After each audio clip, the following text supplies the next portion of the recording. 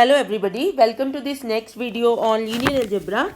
In this video, we will talk about some examples of change of basis matrix. We have looked at this important topic, change of basis matrix, in the last video. This is a quite important topic, and in this video, we will look at some examples to get more insight into what is happening.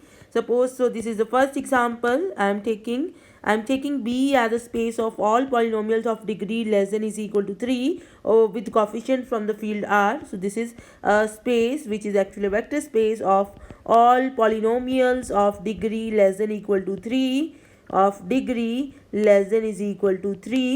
fine, with coefficient from R, and the field over which this is a vector space is also R, and it is given that there are two bases 1x and x square. We know that this is a standard basis, and another basis is x square x1. So you may say that these are the same basis, but when we talk about ordered basis, then the order of the elements in the basis also matter. So we have these will be treated as different basis when you are talking about ordered basis. So we'll write, let b1 and b2 be two ordered basis, then find the change of basis matrix, find b2 b1, or we denote it with I b1 b2. So we know what is the idea. Idea is, if you want to find out this, write b1 elements as linear combination of b2 elements. So the first element of b1 is 1. Write it as linear combination of these elements. That will be 0 into x square plus 0 into 1 plus 1 into 1. So the first column of the matrix b2 b1, the first column will be these coefficients 0 0 1. So your first column is 0 0 1. Now take the second element of b1, that is x, and write it as linear combination of these elements. You'll get 0 into x square plus 1 into x plus 0 into 1. So your second column will be 0 1 0. So your second column is 0 1 0. And your third element here is x square. So you write it as linear combination of these three elements. So that will be 1 into x square plus 0 into x plus 0 into 1. So your third column will be 1 0 0. So you have 1 0 0. So this is the required change of basis matrix. So you can also verify. Let us take a polynomial px, say 3x square minus 7x plus 2.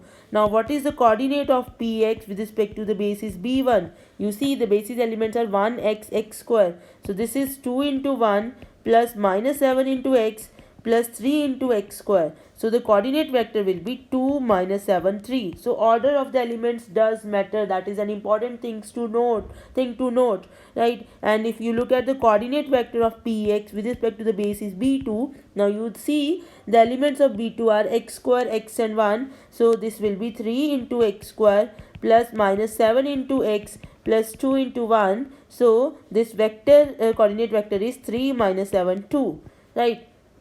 3 minus 7 2. Now you can verify that if you multiply the matrix change of basis matrix from b1 to b2 with the coordinate vector of px with respect to b1, you will get your change of basis matrix is 0 0 1 0 1 0 1 0 0 into this vector, that is 2 minus 7 3. So you see you will get first row first column, that will be 3 minus 7 2, which is equal to this, right? So this is equal to the coordinate vector of px with respect to the basis b2. So this is what we have already told in the last video, that this is the result, that if you multiply the coordinate vector of a vector with respect to the basis b1 with the change of basis matrix from b1 to b2, you'll get the coordinate vector with respect to the basis b2 of that particular vector, right? Now let us look at one more example. So we have this example that you have the space R2 is the space of all ordered pairs. So you have this space R2, which is actually x comma y, where x and y are real numbers, right? And you take two bases, b1 is 1 comma 2 and 3 comma 5, and you have another basis b2 is 1 comma minus 1, and then you have 1 comma minus 2, right? So you have these two bases. So question is, find the change of basis matrix, change of basis matrix from B1 to B2, from B1 to B2, that is you want B2 B1, and then find, second part is find change of basis matrix from B2 to B1, that is we want to find out B1 B2. Right, now you see, when you want to find out this, then you have to write elements of A. You have to be careful. Write elements of B1 as linear combination of B2. Write elements of B1 as linear combination of elements of B2. Fine. And when you want this, then you have to write elements of B2 as linear combination of elements of B1. So let us do this. Or for this also we have this relation B2 B1 is inverse of B1 B2 or vice versa. So whenever you find first matrix, the second matrix is just inverse of that matrix. So it's your choice whether you want to proceed by this, like first matrix, of course you have to find this. For the second matrix you have a choice, either you go for the inverse of the first matrix which you have just found, or you can go from the starting. Right, that is your choice. Now let us find this one. Here we have from B1 to B2. It means that I want to write the linear elements of B1 as linear combination of elements of B2.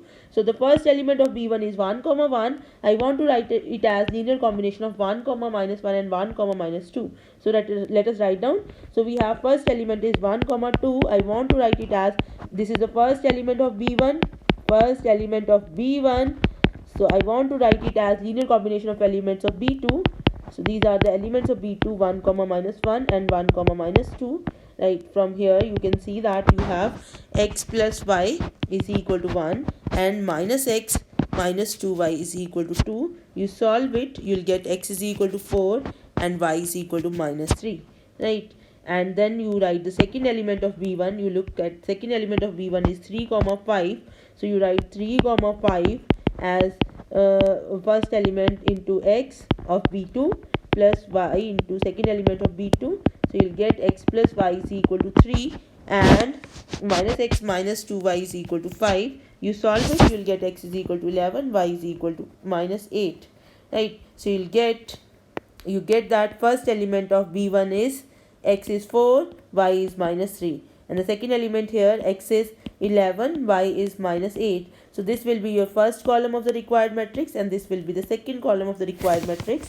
Therefore you get change of basis matrix from B1 to B2 is 4 minus 3 and 11 minus 8.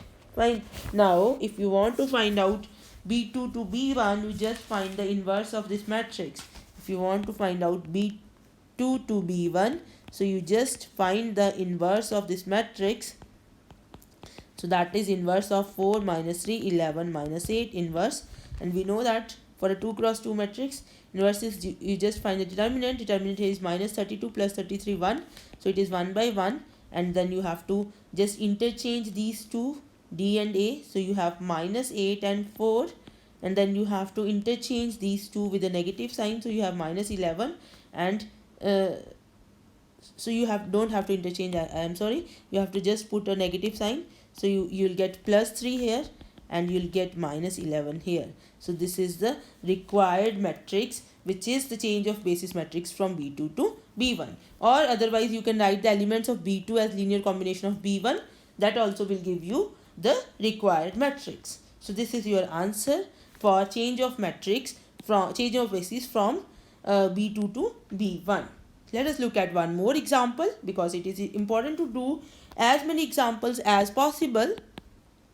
Right, that is doing examples is a very important thing, that you know that fixes your grasp on some subject, and you know better that subject. There are so many things which you don't understand when you look at the proofs of the theorems, but when you go for examples, then you actually understand that what is happening, how we have to do it, right? And you are able to verify so many things which you just said in in an abstract manner when you were proving the theorems, right? So it is important to look at many examples.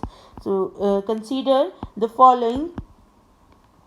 So according to me, the best strategy is that you should always have a book right? A great book for each subject, and you should solve all the exercises of that particular book. So everybody is having a different book which is his or her favorite. So you should also have a favorite book for linear algebra, you should have a favorite book for real analysis. For every subject you should have a favorite book which is, you know, your own book.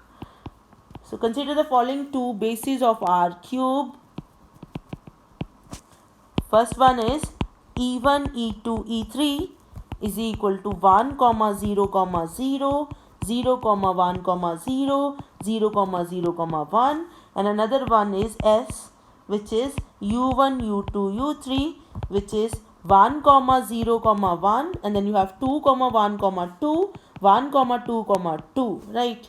So the question is find change of basis matrix from E to S, and second is find change of basis matrix from S to E, right? So let us find E to S. When you find it, first part, for this is your solution, for E to S you have to write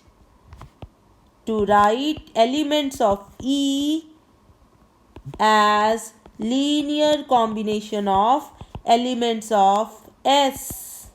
Fine. Now elements of E are E1, E2, E3. So you want to write E1 as x into U1 plus y into U2 plus z into U3. So this is 1, 0, 0, x into U1 is 1, 0, 1 plus y into U2 is 2, 1, 2 plus z into U3 is 0, 1, 2, 2. Right, from here you just get x plus 2y plus z is equal to 1. Then you have y plus 2z is equal to 0. Then you have x plus 2y plus 2z is equal to 0. You solve it, you will get x is equal to minus 2, y is equal to 2, and z is equal to minus 1. So you get E1 is minus 2u1 plus 2u2 minus u3. So it means that the first column of the required matrix is 2, 2, minus 1.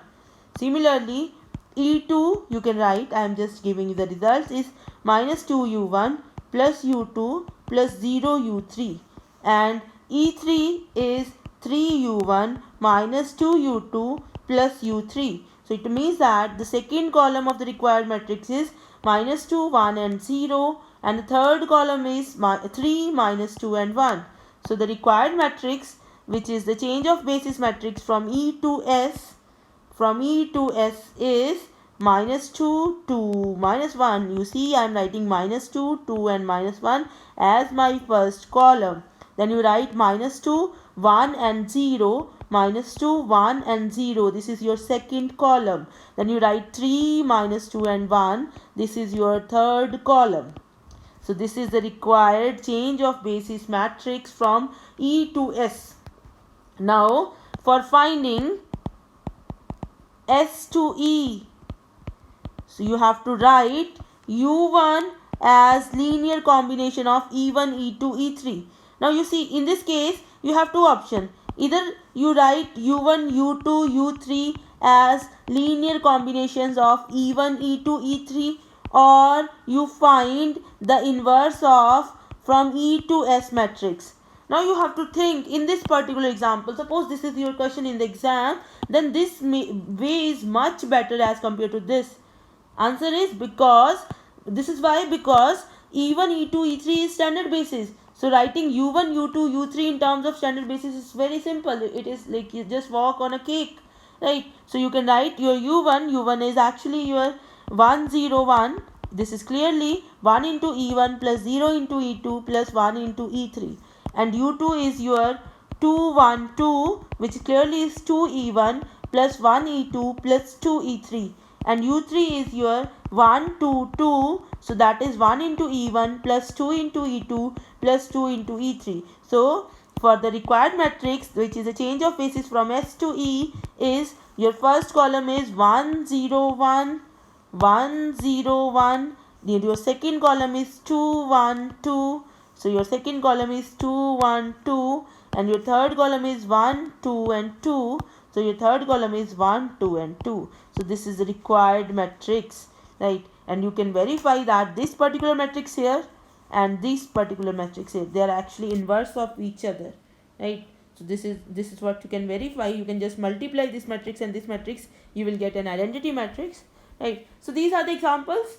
In the next video, I'll give you some real life examples of change of basis matrix. So real life, as in we'll try to connect what we have done with the situations which we are having in real life, right? Okay, thank you for watching this video. Please share this video with your friends and with your peers, and do subscribe to this YouTube channel for more videos on all the courses on mathematics. Thank you so much for your support.